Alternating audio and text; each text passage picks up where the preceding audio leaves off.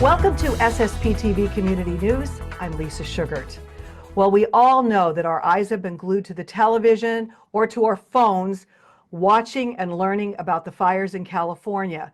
And unfortunately, a lot of us have ties to that community with people we know, people we love. I'm very pleased to be joined right now with a young man who I watched grow up here in northeastern Pennsylvania, and now he's a success in Los Angeles. I'm talking about Matthew Fallabel, who grew up in Sugarloaf, Pennsylvania, went to Hazleton Area High School, Penn State University, we are, and now he is out in Los Angeles, very successful. Used to work on the Ellen Show, you told me, Matt, which is really fantastic. You are a three-time Emmy-nominated senior editor and producer. Thank you so much for talking with us, taking time out of your crazy schedule, as I know you're very busy with work, but you're very busy worrying about your own safety and the safety of your neighbors, your community, and your entire state. So what's it been like? Thank you, first of all, for having me, Lisa. I really appreciate it.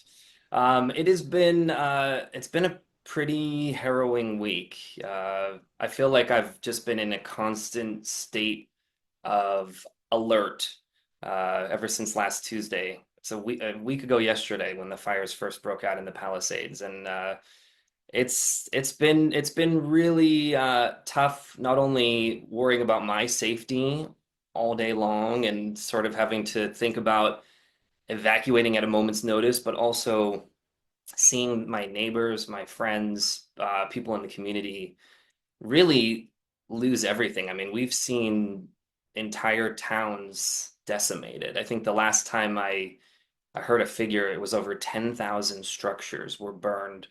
It's like you could drive all around the city in a day and still not see 10,000 buildings. And to think that those are all gone now, it's really unfathomable. So I know you, thank God, are fortunate so far, and we pray to God that you stay safe and that your property stays safe.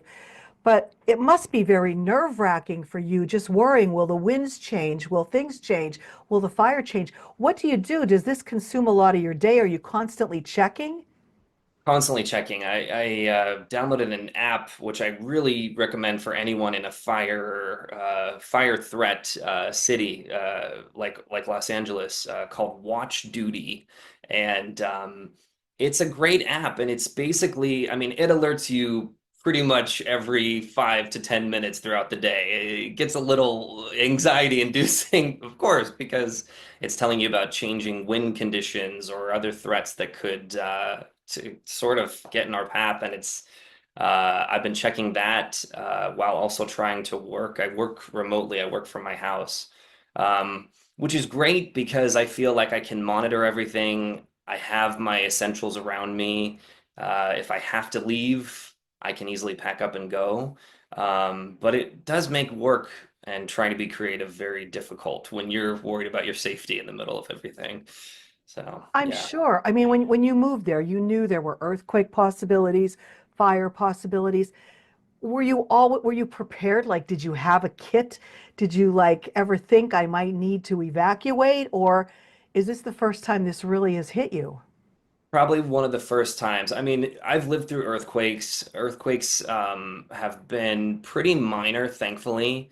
We're always hearing about the big one, which could come our way someday. But I've been hearing, I mean, I've been out in Los Angeles for 17 years. This August will be 17 years. And my home is in Northridge, California, which, if anyone remembers the Northridge earthquakes in 1993, that's sort of the biggest earthquake that's ever hit this area.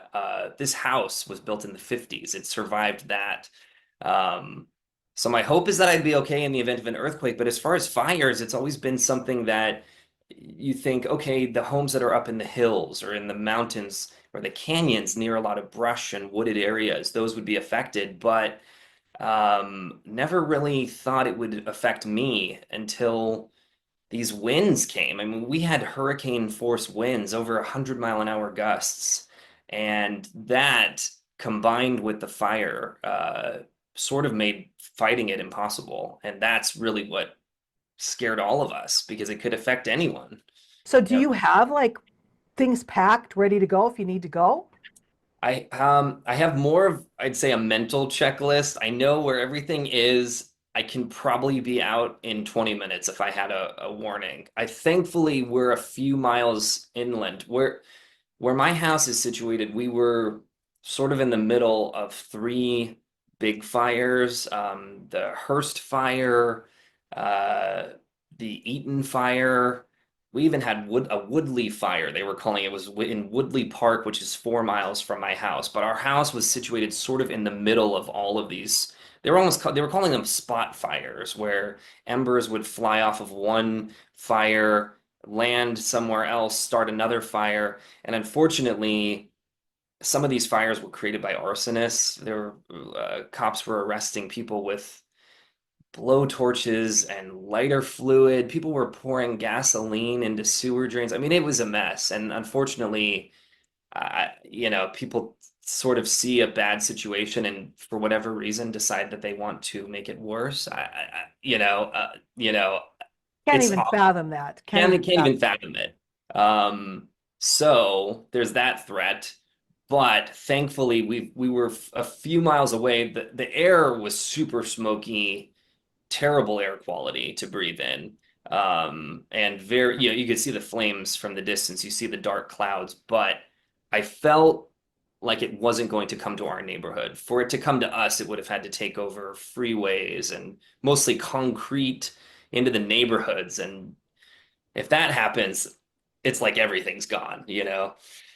So, Wow. Well, yeah, we're thinking of you. We're praying for thank you. you. We're hoping that Appreciate everything is well. And when I was talking with you on the phone yesterday, you were like, that.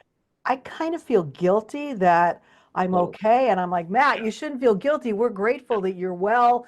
yeah. And I have two nephews living there as well, too, that I'm very worried about. And I'm praying that they're well, so you shouldn't feel guilty. But you told me you wanted to help other people, that that's what's been on your Do. mind. Yeah, I mean, everywhere you drive, you see almost like faint snow coming down from the sky, just these charred kind of white particles. And it's like this constant reminder, I'm safe, I'm healthy, I feel blessed, but those particles, that's someone's favorite sweater, that's someone's favorite furniture, that's their memories just kind of coming down in the through the wind, and it makes you feel awful. And I do have a bit of survivor's guilt. I will be volunteering this weekend at a shelter to help sort donations, and that's something small that I can do just in the immediate next couple of days. I want to keep doing it going forward. But to that point, I am hearing a lot of great stories about Los Angeles in general helping. I have a friend who, him and his wife brought food and drinks to four different fire halls, and they were turned away at each of those fire stations because the donations are already so overwhelming. They didn't have any room to take more. They recommended them going to a shelter to give it to the victims. They couldn't even get there because there were so many volunteers trying to get into these shelters. So it makes you go, wow, when things are so terrible, the positive side of it is you look around and a lot of people are coming together to help. So that makes us all feel better that we have each other's back. That's just it. The worst brings out the best in people. And Totally. it is Totally. totally true, and we Yeah. just want everyone to be safe. We want these fires to be put out. We want all of you to be safe and be able to, rebuild the communities again. But please know we're all thinking of you, Thank praying you. for you, and we're wishing you continued success. I know you wanted to talk with me about this, but we wanted to give you a plug too because you're doing some cool things. You said you're making movie trailers, and so we'll see the name Matthew Fallabel out there, and we're very proud of it. I appreciate that. Thank you so much for that. I'm going to keep trying to be creative and focused and helping out the community at the same time. So, yes. Well, your heart's in the right place. You're Yeah. helping other people. Stay safe. Keep in Thank you. touch. If there's any updates or any way that we can help you, please let us know. But God bless, and just know that the greater Hazleton area is thinking of Matt Fallabel and everybody else that's from our area out there and anybody out there. We just want everybody to be safe and well. Thank you so much, Lisa. We appreciate it.